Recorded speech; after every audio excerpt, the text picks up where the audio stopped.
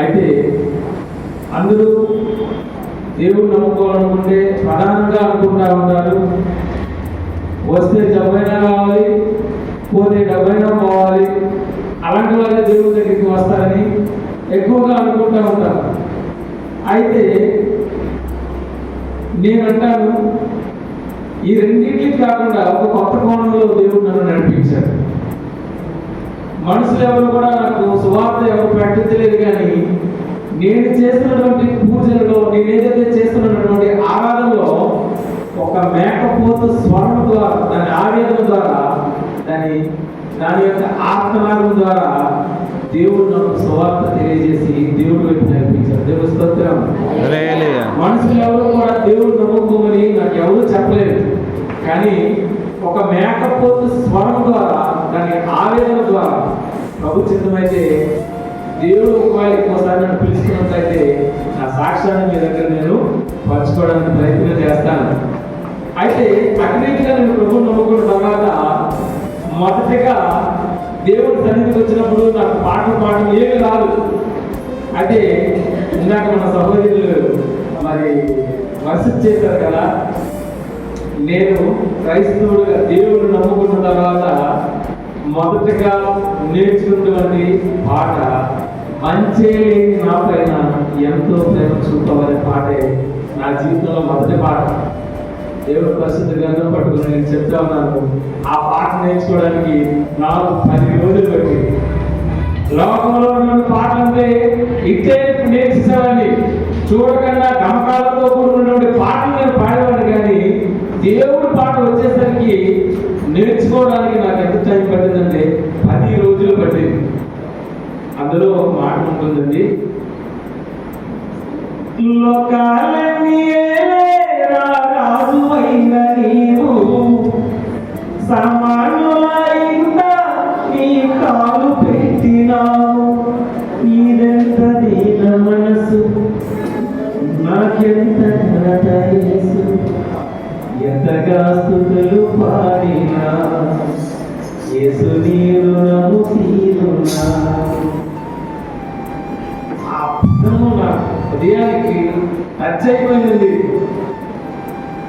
లోకాలు అయినటువంటి రారాజు అయినటువంటి దేవుడు సామాన్యులు మానవ హృదయంలో దేవుడు రావడానికి వచ్చాడంటే ఎంత ఘనత, ఎంత ఆనందము, ఎంత సంతోషము.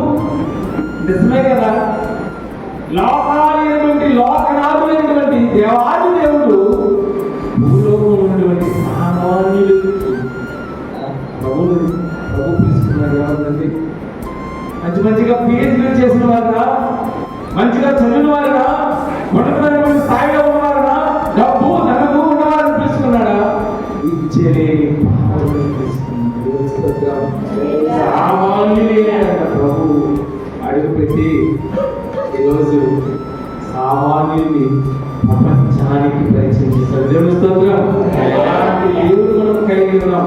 నిజంగా ఆ పాట పాడుతుంటే నాకు పాత రోజులు 2014లో నేను ఆ పాట పట్టుకొని ఒక మామిడి చెట్టు కిందకి వెళ్ళి పాడుతా ఉన్నాను. రాదు, ఎంత ప్రయత్నం చేసిన రాదు, అయినా నేను పాడాలి, ప్రభువాని సన్నిధిలో నేను స్తుతించాలి. అనేక మంది పాటలు పాడుతున్నారు, చిన్నపిల్లలు పాడుతున్నారు, ముసలివారు పాడుతున్నారు, యవనస్తులు పాడుతూ ఉన్నారు. నేను పాడాలని ఆశపడుతున్నానయ్యా. లోకంలో ఎన్ని పాటలు నేను పాడాను.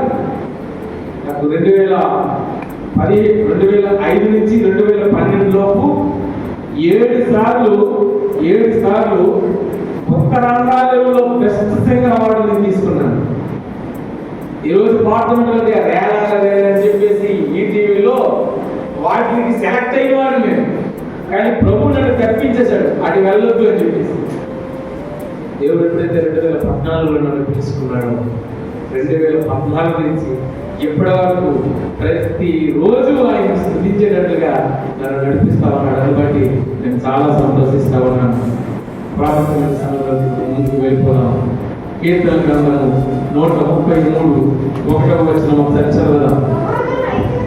సహోదరుల ఐక్యత కలిగి నివసించుట ఎంత మేలు, ఎంత మనోహరము. చూసారు, సహోదరుల ఐక్యత కలిగి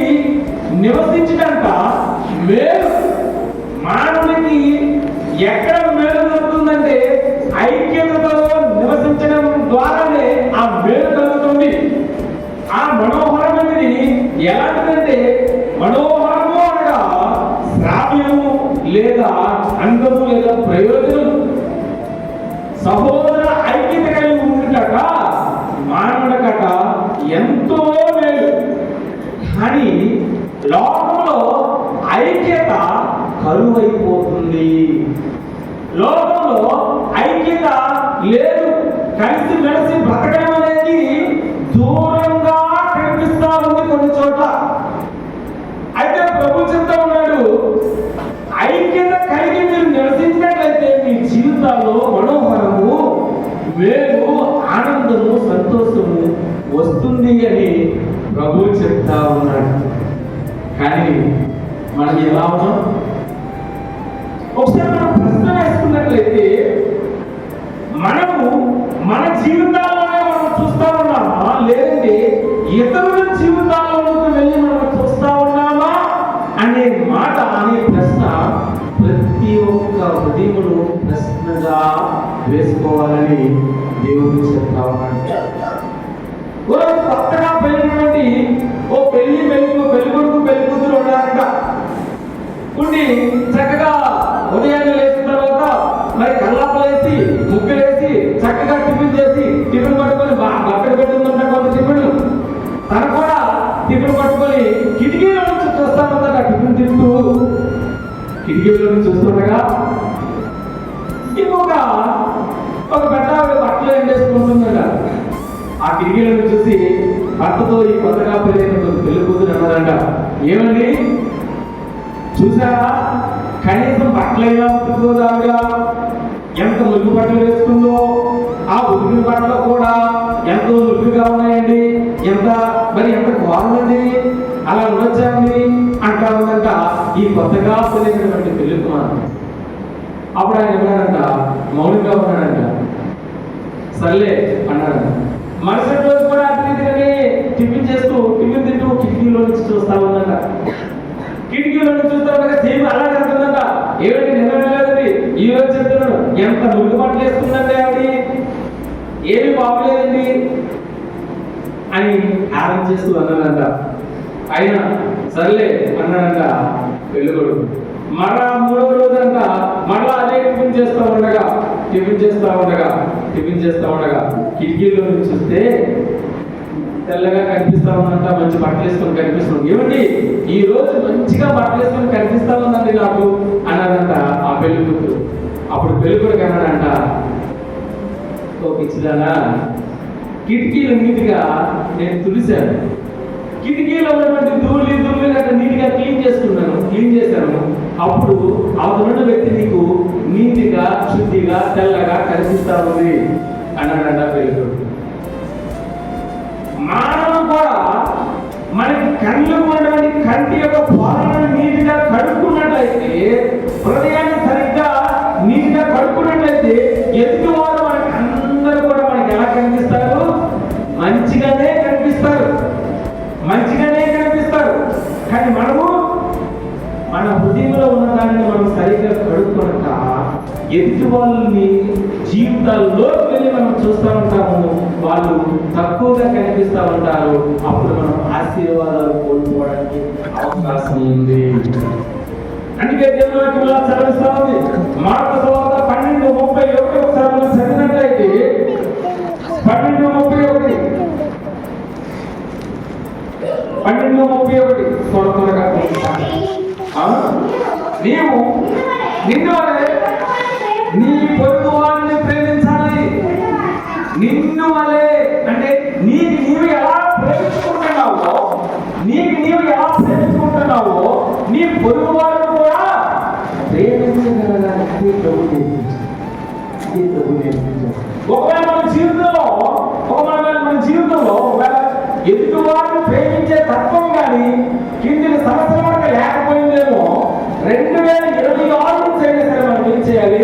మన పొరుగు వారిని మనకు కావాలి అంటే వాళ్ళు తగ్గించి కాదు, మన శరీరాన్ని మనం ఎలాగైతే ప్రేమించుకుంటామో, మన బిడ్డలు మనం ఎలాగైతే ప్రేమించుకుంటామో, మన కుటుంబాన్ని ఎలాగైతే మనం ప్రేమించుకుంటామో, పొరుగు వారిని కూడా ప్రేమించాలంట. యోహాను సువార్త 15:12 ఒకసారి చూసినట్లయితే ప్రభు చెప్తా ఉన్నాడు. 15:12 యోహాను ఆయన అంటాడు, ఆయన అంటారు, నేను మిమ్మల్ని ప్రేమించిన ప్రకారం నేను మిమ్మల్ని ప్రేమించినట్లుగా మీరు ఒకరినొకరు ప్రేమించాలి. మీరట ఒకరినొకరు ప్రేమించాలి. ఏంటమ్మా?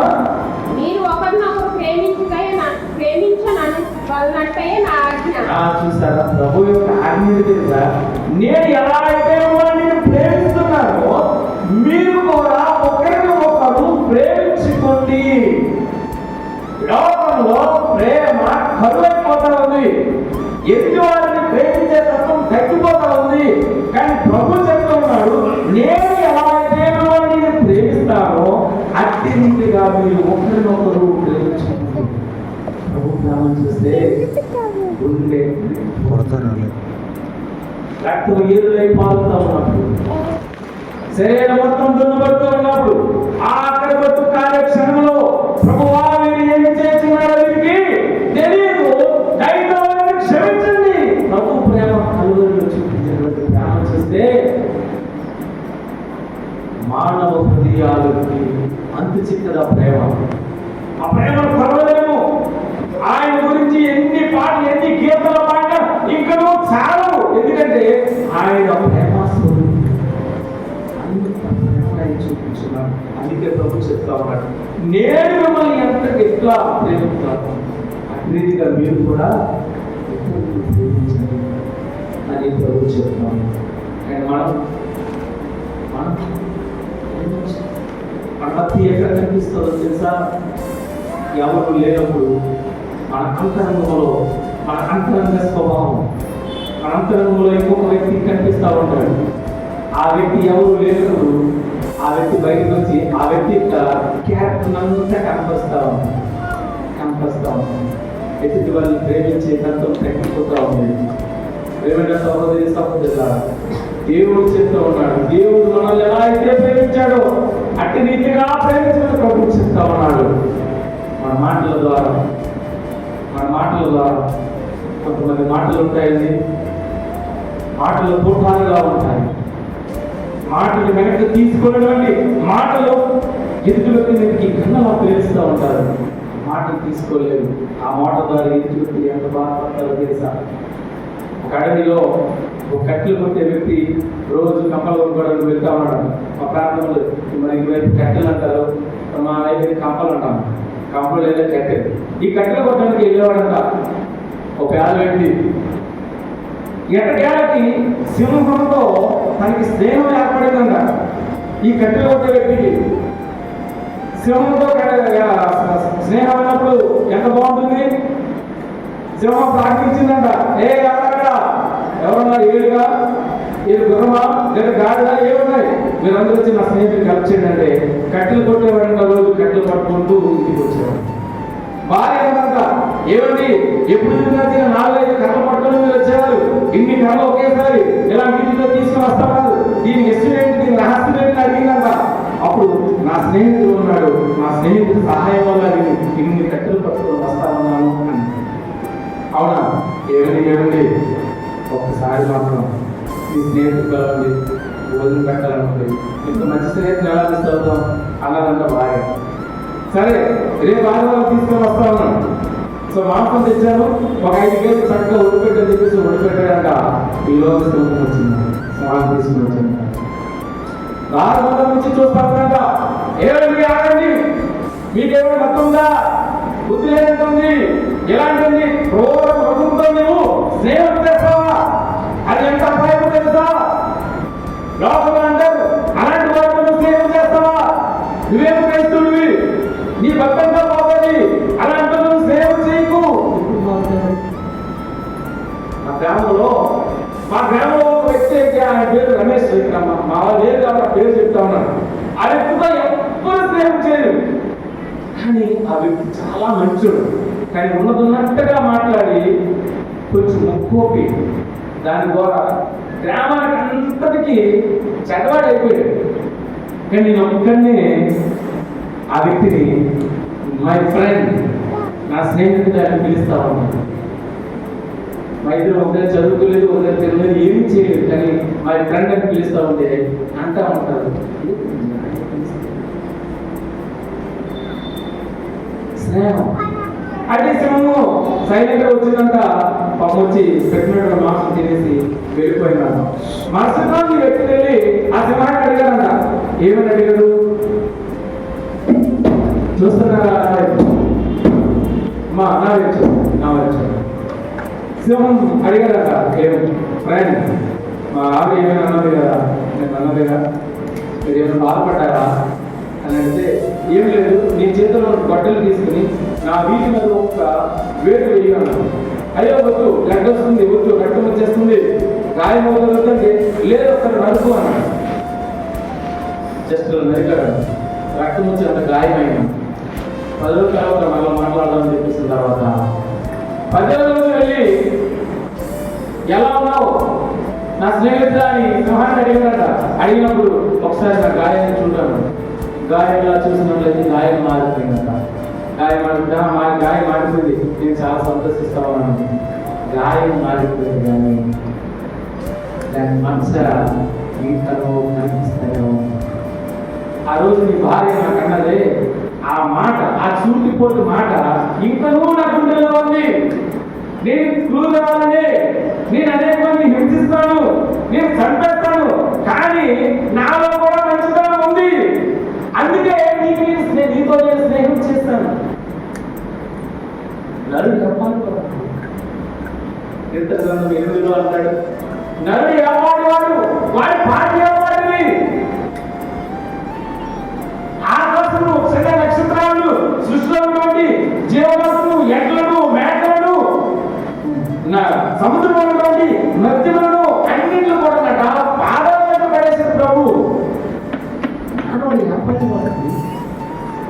మానవ పుట్టుకలో పాపమే ఉన్నాడు, అయినప్పుడు కూడా ప్రభు ప్రేమిస్తాను.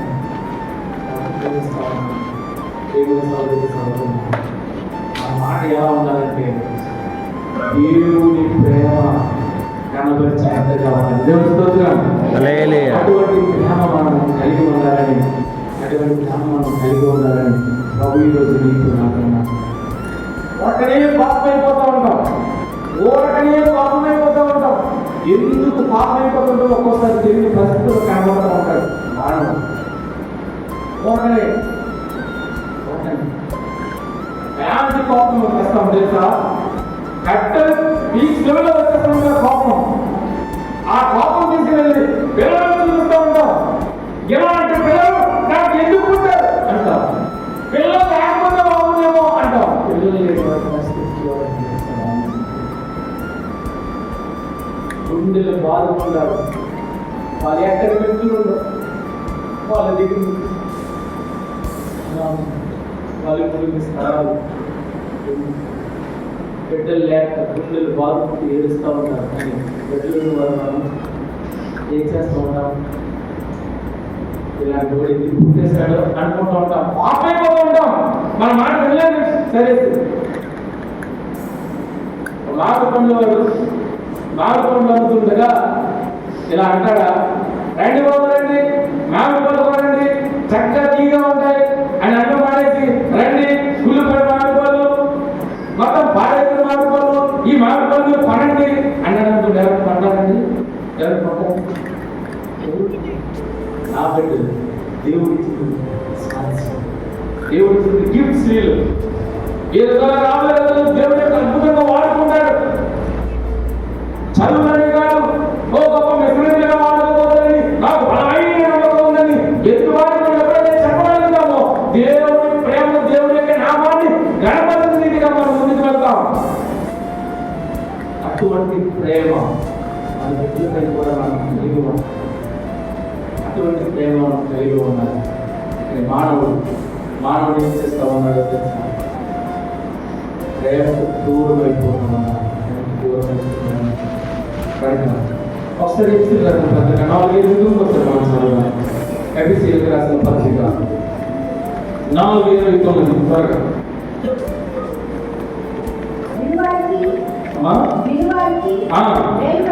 మేలు కలిగినట్టు అవసరం బట్టి క్షేమాభివృద్ధికరమైన అనుకోవలసినవే మన నోటాన్ని ఏ మాట రాకూడదు, దుర్భాష ఎట్టి పరిస్థితుల్లోనూ రాకూడదు.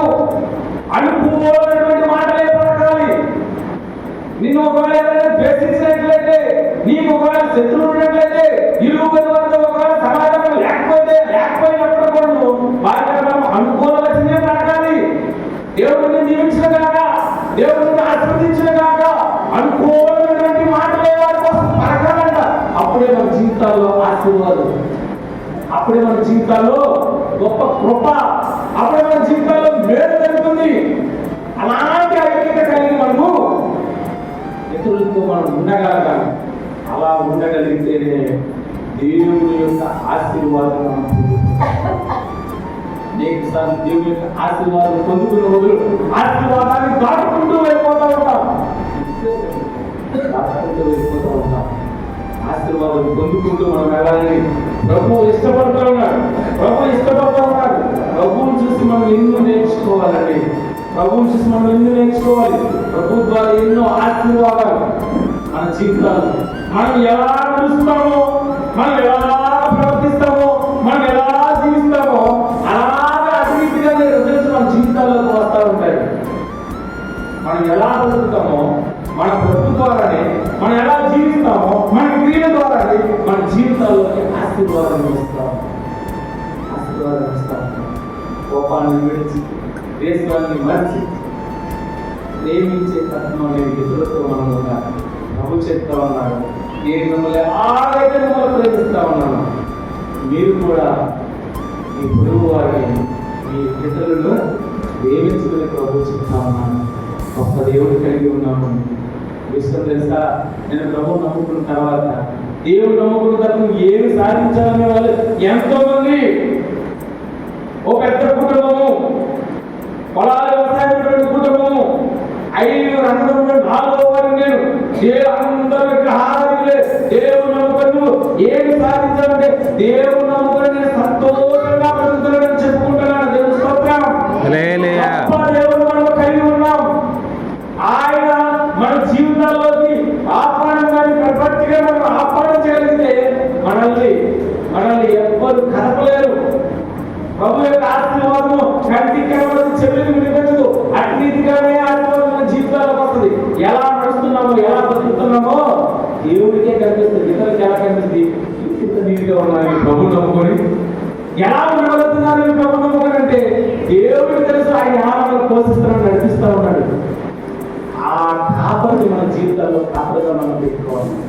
ఆ వ్యక్తిని ఆయన మనము మన జీవితాల్లో యజమానులుగా పెట్టుకోవాలి. మనం ఏ పని చేసినా, మనం ఎలాంటి స్థితిలో ఉన్నా, ఏ నిర్ణయం తీసుకోవాలన్నా ప్రభువుని మనం ఎప్పుడైతే మనం యజమానులుగా పెట్టుకుంటామో ప్రభు నిరంతరమైన కృప మన జీవితాల్లో ఉంటాడు. ఒక అడవిలో ఉండగా ఓ పెద్ద సింహము ఆవు తరుగుతా ఉందంట, చంపేస్తున్నామని. ఆవు పరుగెడతా ఉందట. అయితే ఆవుకి ఇంకా శక్తి సాధనం లేదు. వెంటనే వెళ్ళి ఆ ఊపిలో వెళ్ళి పడిపోయింది. అక్కడ ఊపుంది, ఇంకా లాభం లేదు. ఇంకా ఈ సింహాన్ని దొరికినట్లయితే నన్ను చక్కస్తుందని చెప్పేసి కొద్దిగా ఊపుంటే ఊపిలోకి చేసింది అన్నమాట. సింహం కూడా ఎలా అయినా ఆక్రమించుకోవాలి, ఎలా అయినా ఎవరు తినేయాలని చెప్పేసి ఈ సింహం వెళ్ళి అదే ఊపిలో పెడుతుందట. అక్కడ ఆవు పడదంట, ఇక్కడ సింహం పడదంట. మెల్లమెల్లగా కిందకి వెళ్ళిపోతున్నారు. ఆ ఊపిలో కిందకి వెళ్ళిపోతా ఉన్నారు. ఎలా? అప్పుడు ఆవు దీనంగా అన్నదాన్ని, ఓ సింహ, నన్ను సంపాదన వచ్చావు, నీ ఆకలి తీర్చాలని, కానీ నా ఆవు ప్రియ ఇంటి దగ్గర ఉండిపోయింది. నేను ఎలాగైనా బ్రతకాలి, నా బిడ్డకి ఎలాగైనా పాలు ఇవ్వాలని నేను ఆశపడి పరిగెడతా ఉన్నాను. అయితే నేను ఒక ప్రశ్న వేస్తాను, నేను సమాధానం చెప్తావా అన్నదంట ఆవు.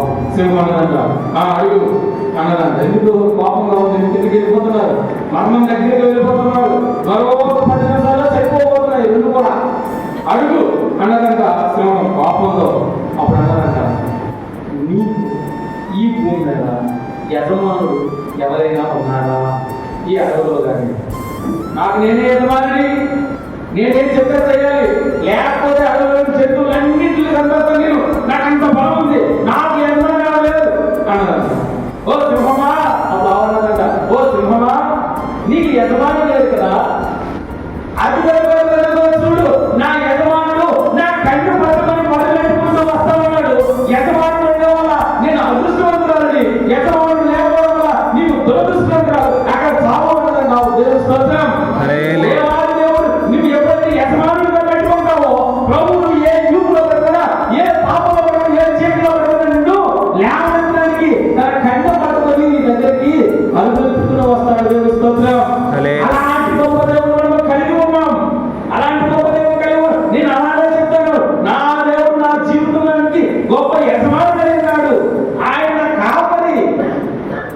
ఆయన కాపరి, ఆయన ఏది కావాలో ఏం అవసరమో ఆయనకు తెలుసు. దేవుని స్తోత్రం. అలాంటి గొప్ప దేవుడు మనం కలిగి ఉన్నాం. పాటలో ఉంటుందండి, కొండంత దేవుడు అండగా ఉండగా నీకు మన దేవుడు కొండంత దేవుడు. దేవుని స్తోత్రం. సర్వశక్తి గల దేవుడు ఆయన, గొప్ప మహాశక్తి గల దేవుడు ఆయన. ఆయనకి అసాధ్యం అంటూ ఏమీ లేదు. ఆయన తలుచుకోవాలంటే సిటీలో మన జీవితాలు మారిపోతాయి. సిటీలో మన జీవితాలు మారిపోతాయి. ఎప్పుడు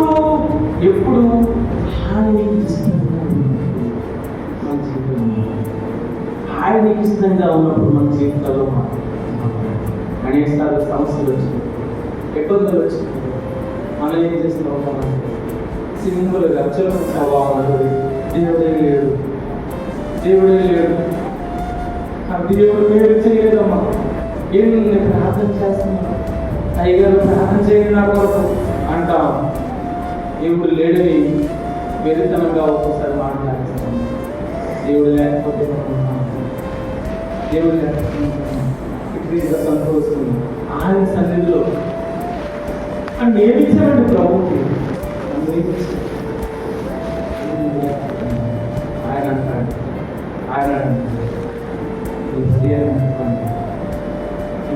నాకు నేను మిమ్మల్ని ఉన్నతమైన నేను ఎలా ఈ లోకానికి వెలుగుగా ఉన్నానో మీరు కూడా ఈ లోకానికి వెలుగుగా ఉంటారు. నేను ఎలా ఈ లోకాన్ని జయించాను, మీరు కూడా ఈ లోకాన్ని జయించారు. మీరు జయించి మళ్ళా తిరిగి నా దగ్గరికి మీరు రావాలి. వాళ్ళను నా పక్కన అనిత్య రాజ్యంలోనికి మీరు అనిత్య సంతోషంలోకి మీరు రావాలంటే సహోదరులతో నీ పొరుగు వారితో ఎలా ఉండాలి? నువ్వు ఐక్యత కలిగి ఉండాలి.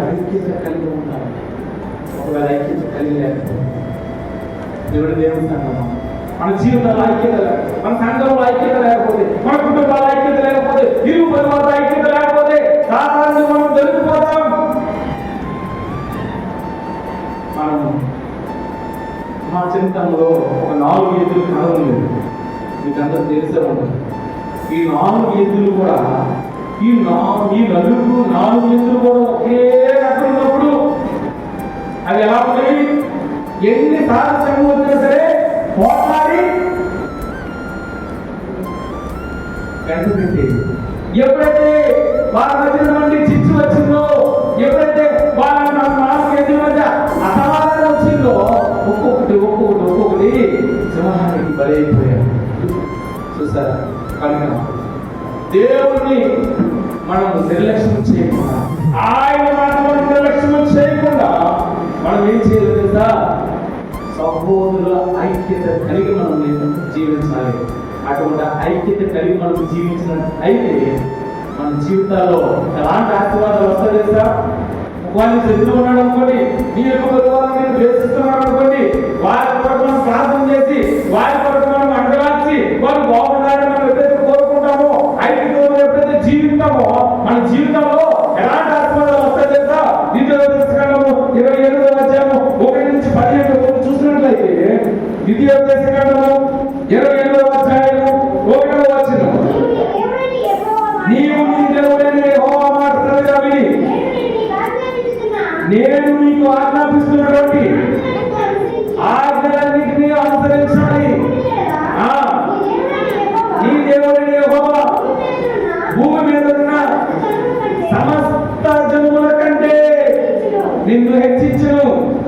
నీవు నీ దేవుడైన యెహోవా మాట శ్రద్ధగా వినగా ఈ దీవెనలను ఏ దీవెనలు చదవబోతాగా నీవు పట్టణంలో దీవించబడతావు, పొలంలో దీవించబడతావు. నీ గర్భఫలము భూఫలము, నీ పశువుల మందలు, నీ దుక్కుడెడ్లు, నీ గొర్రె మేకల మందలు దీవించబడి. చూస్తారా? ఎన్ని ఆశీర్వాదాలు. మనం ఎప్పుడైతే ఐక్యత కలిగి ఉంటామో, దేవుని యొక్క మాట పట్టుకొని ఎప్పుడైతే మనం బ్రతుకుతామో, మనం ఏం చేస్తామా? పట్టణంలో జీవించబడతాము, పొలంలో జీవించబడతాము, మన దుక్కుడెడ్లలో జీవించబడతాము. మన జీవితం ఏదైతే ఉందో అన్నిటిలో ఆశీర్వాదం జల్లు ఆశీర్వాదాలు మనకందరికీ దొరుకునుగాక. ఆమేన్. ఆమేన్. ప్రభు చిత్తం కలిగి ఉన్నాను. ఆనందం సహోదరుల ఐక్యత కలిగి ఎంత మేలు, ఎంత మనోహరం. అటువంటి ఐక్యత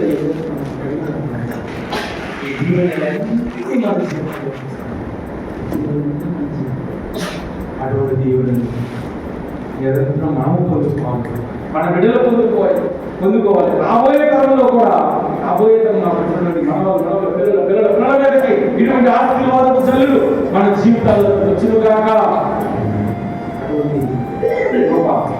అటువంటి కృప ఎల్లప్పుడూ మనకి దయచేయగా. కన్నుసింది ప్రారంభించింది,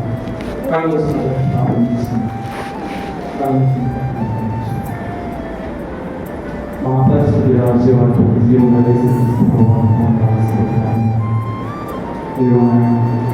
నాకు మాట్లాడి సహోదరుల ఐక్యత కలిగి నివసించారు. ఎంత మేలు, ఎంత మనోహరం నాకు అలా ఐక్యత కలిగి దాంట్లో 12-20 రీతిగా దైవ మాట సంతోషపడుతున్న రీతిగా మేము ఎదుగుబాటుతో జరిగినటువంటి మాట, సంతోషకరమైన మాటలు మేము కలుగుతాము. సహాయం ఇచ్చి ఎల్లప్పుడూ వేరైన మాటలు అనుకోవలసినారు తండ్రి. మా ఇరుగు పొరుగు వారితో, మా సంఘ బిడ్డలతో, మా కుటుంబాల్లో, మా జీవితాల్లో ఎంతమంది మాకు బంధుమిత్రులు ఉన్నారో అందరితో ఎల్లప్పుడూ అనుకోవలసిన వారికి అయా తండ్రి గ్రామం తిరుగుతున్న రీతిగా మమ్మల్ని నడిపించమని బ్రతుకులాడుతున్నాం. మీరు చూపించండి, సహాయం వచ్చింది అయా. మీరంటున్నారు అయా తండ్రి ఎల్లప్పుడూ ప్రేమ, సంతోషం, సమాధానం, దీర్ఘశాంతము, దయాలము, మంచితనము ప్రతి ఒక్కటి కూడా మా జీవితాలు కంటపోసుకుని ధరించుకున్నాం. అటు రీతిగా మా జీవితాన్ని మర్చుకోవడానికి మీ కృప చూపించమని, మీ కనికరం మా జీవితాల్లో ఉంచమని బ్రతుకులాడుతున్నాను. మీరు ఎప్పుడు చూపించండి, సహాయం దయచేయండి. కానీ తండ్రి నీ కోసం స్తోత్రాలు ప్రభావం. ఈ సమయంలో ప్రార్థన చేస్తున్నావు అయా.